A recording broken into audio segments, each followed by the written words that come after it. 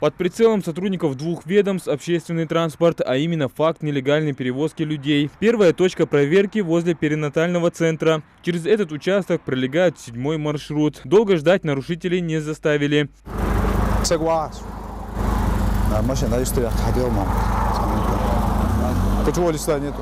На руках нет маршрутного листа, что запрещает водителю перевозить людей по этому маршруту. Штраф от 100 до 300 тысяч рублей. Как только водитель узнал о сумме, сразу предоставил договор, заключенный с транспортной перевозочной компанией. На нее и выписан счет.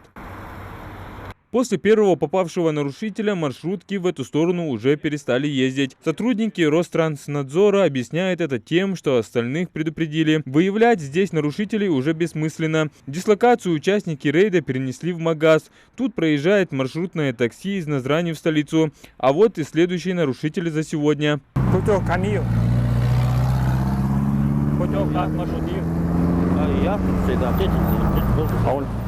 Нет лицензии на осуществление перевозочной деятельности. Штраф за такое грубое нарушение 50 тысяч рублей. Нелегального перевозчика привлекут к ответственности в соответствии с действующим законодательством. Кроме проверки документов, надзорные органы обратили внимание и на состояние транспортных средств. В первую очередь это важно в вопросе обеспечения безопасности самих пассажиров, которые пользуются услугами автотранспортными компаниями. Нарушения, будем говорить, однотипные. Это отсутствие свидетельства на перевозку, отсутствие карт маршрута. Ну, за редким исключением, но тоже попадаются, когда перевозчики даже без водительского удостоверения, что создает еще большую угрозу для пассажиров. Ространснадзор совместно с ГИБДД и дальше планирует проводить рейды по борьбе с нелегальным общественным транспортом. Как отмечает Минпромсвязи, с общественным транспортом в Ингушетии связана масса проблем и нарушений закона. Длительное время перевозчики по какой-то причине отказываются вставать в легальное русло, ну, наверное, обусловлено какими-то коммерческими интересами.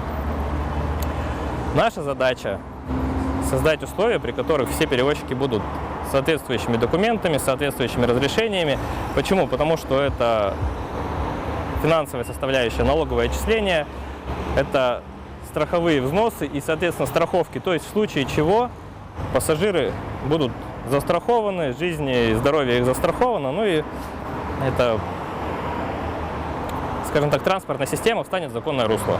Надзорные органы будут бороться с нелегальными перевозчиками, наказывая их рублем. Только за сегодня выписано штрафов на сумму порядка 350 тысяч рублей. И это только 3 пойманных нарушителей. Адам Гулов, Джамалил Султыгов, Новости 24.